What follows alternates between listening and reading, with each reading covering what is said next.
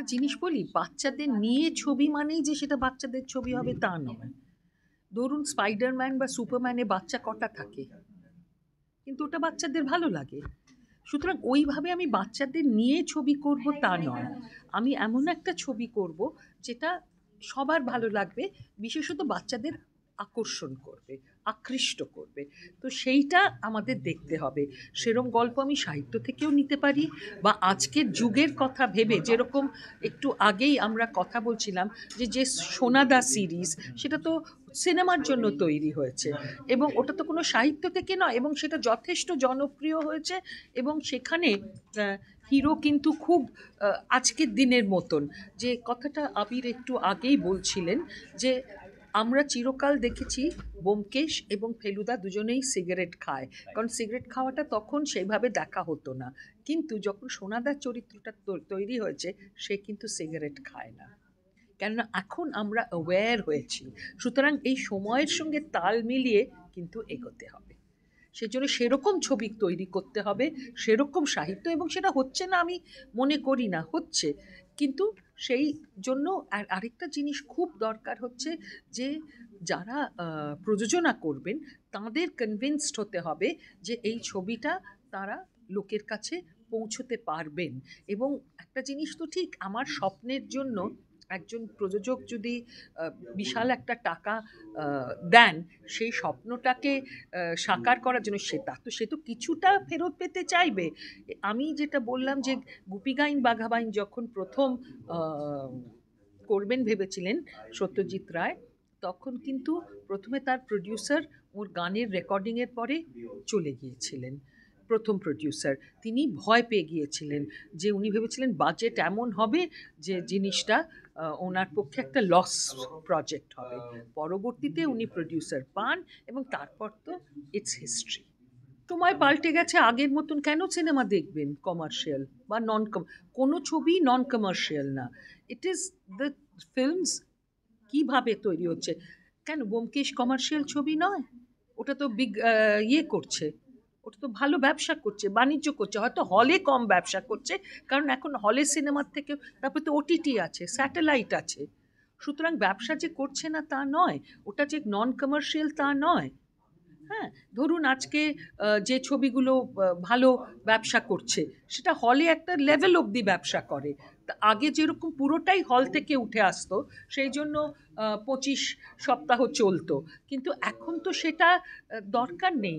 এখন কি হয়, অনেক ক্ষেত্রেই মানুষের জীবন এতটা মানে মেকানিক্যাল হয়ে গেছে, যে ওই 3-4 সপ্তাহ থাকে।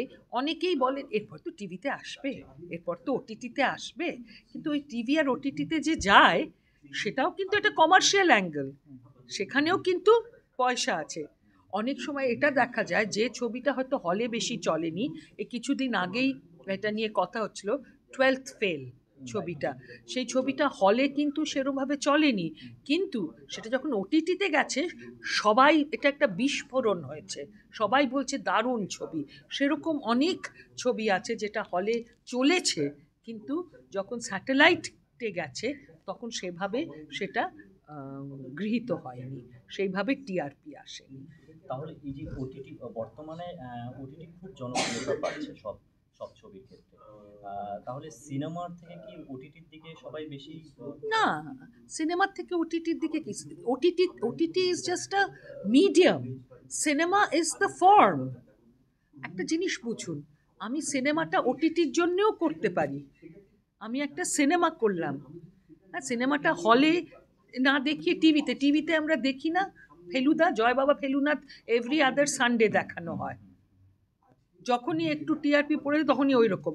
সুতরাং ওটিটি, এটা একটু বুঝতে হবে, ওটিটি বা হল, বা আপনার যেমন একটা যেমন ছবি আছে যেগুলো ওটিটির জন্য তৈরি হয়েছে, কিন্তু সেটা রিলিজ করা হয়েছে যেরকম কিছুদিন আগেই একেন বাবুর, রাজস্থানে একেন বাবু সেই ছবিটা, রুদ্ধশ্বাস রাজস্থান, সেটা তো হলে হলো, এবং হলে মোটামুটি ভালোই চলেছে, এবং সেই ছবি যখন ওটিটিতে গেছে তখনও জনপ্রিয় হয়েছে।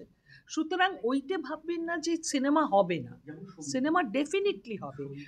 টিভি হবে না, টিভি যখন প্রথম এসেছিল টেলিভিশনে, তখন লোকের ভীষণ ভয় ছিল, কিন্তু আজও টেলিভিশনে সিনেমার একটা জায়গা আছে, দের আর so many cinema channels, Channels, এবং তাদের বেরিয়ে সর্বক্ষণ ফিড করতে হয়, সর্বক্ষণ সিনেমা লাগে, ওয়েবেও যাবে। আর এই যে বাচ্চারা কার্টুন দেখে, হ্যাঁ, কতগুলো কার্টুন চ্যানেল হয়েছে যেগুলো নতুন, কোকোমেলন যেরকম, ওটা তো প্রতিটা বাচ্চা ওটা দেখে, এবং ওরা যে যারা ইংরেজি জানে না তারাও কিন্তু দেখে, এবং ওরা এতটাই যে ওরা নানা ভাষায় ওটাকে ট্রান্সলেট করছে, এবং নানা ভাষায় ডাব করাচ্ছে। আমার ছেলে, আমার নাতি, সে হঠাৎ দেখলাম স্প্যানিশ ভাষায় মানে রেনবো কালার্সগুলো বলছে, ও আমায় বলছে ভার্দে, গ্রিন, সবুজ। তাহলে আমি কি বলবো, এটা কি আমি বলবো খারাপ? শুনুন, প্রত্যেক এই গেল গেল রবটা প্রত্যেক প্রজন্মে হয়, প্রত্যেকেই ভাবে, কিন্তু আমাদের যেটা দেখতে হবে যে যেটা আমরা প্রজেক্ট করছি যে সুস্থ মানসিকতার কিনা। অ্যাকচুয়ালি আমার যেটা মনে হয় যে বাচ্চাদের জন্য কাজ সবসময় আগেও কম হতো, এখনও কম হয়। সাহিত্যে কিন্তু সেটা নয়, সাহিত্যে কিন্তু প্রচুর, আমাদের অন্তত বাংলার যারা সাহিত্যিক, প্রায় 99% সাহিত্যিক যারা বড়দের জন্য লেখা লিখেছে তারা সবাই বাচ্চাদের জন্য লিখেছে। বাচ্চাদের জন্য তারা কিন্তু কিছু কম করে যায়নি। এক একজনের বাচ্চাদের ওপর লেখার বিষয়টা এক একজনের কম হাত হয়, অতএব সেইটুকু বাদ দিলে কিন্তু সকলে করেছে। কিন্তু সিনেমার ক্ষেত্রে আমরা সেটা বলতে পারবো না। সিনেমা যেহেতু একটা খুব এক্সপেন্সিভ মিডিয়াম, এটা বানানোর একটা বিরাট কস্ট হয়ে যায়। বাচ্চারা সেটাকে অ্যাকসেপ্ট করবে কিনা, বাচ্চারা তো ডিসাইডিং ফ্যাক্টর নয় যে কোনটা দেখবে না দেখবে, তার বাবা মারা ঠিক করে যেহেতু রাখে, সেহেতু একটা সমস্যা থেকেই যায় বাচ্চাদের নিয়ে কাজ করার। কিন্তু আমার মনে হয় এখনো পর্যন্ত যে বাচ্চারা কিন্তু তাদের জীবন দেখতে চায়, এবং তাই জন্য তারা কিন্তু বই পড়তে চায়, তারা সিরিজ বলো বা এই যে কার্টুন দেখে, লার্জার দ্যান লাইফ যেমন দেখে তেমন রিলেটেবল জিনিসও কিন্তু দেখবে, যদি আমরা সেভাবে সেটাকে বানাতে পারি। যেরকম এখনকার বহু বাচ্চারাই মানে পড়াশুনোর একটা বিরাট ভাগ, মানে একদম ছোটোর ক্ষেত্রে তো আর পড়াশুনোটা শুধুমাত্র স্পেলিং ফেলিং নয়, তার সঙ্গে আইডেন্টিফিকেশন, মনে করো এটা কি ফ্রুট, এটা কি ফুড, এটা কি ভেহিকল, এটা কি ধরনের মানে মানে সমস্ত কিছু পৃথিবীর সম্পর্কে তাদের যা পারসেপশন সেটা তৈরি কিন্তু হচ্ছে এই মোবাইলের থ্রুতে, মানে এই ধরনের নেটের থ্রুতে। সেটার জন্য কিন্তু এই নেটগুলোকে সেভাবে কিন্তু বানানো উচিত, নেটের যে কন্টেন্ট রয়েছে, আর শুধু বানানো না, সেটাকে কীভাবে কন্ট্রোল করা যায় সেটাও আমাদের দেখতে হবে। কিন্তু ওপেন রাখা ভালো। আমাদের বাবা মারা কিন্তু কোনোদিনও কিছু না বলেনি, এটা পড়বে না, এই বইটা পড়বে না, ওইটা পড়বে না, এরকম কোনো রেস্ট্রিকশন ছিল না, এবং এই ওপেননেসের মধ্যেই কিন্তু আমরা বড় হয়েছি। এবং খুব খারাপ যখন হয়নি, আমার মনে হয় পরবর্তী প্রজন্মকেও আমরা ট্রাস্ট করতে পারি। ট্রাস্ট করা এবং নিজেদের প্র্যাকটিস, আমরা যদি একটা বেটার লাইফ প্র্যাকটিস করতে পারি, তাহলে আমার ফিউচার জেনারেশনও বেটার হবে, এটা নিয়ে আমি মানে একেবারে নিশ্চিত।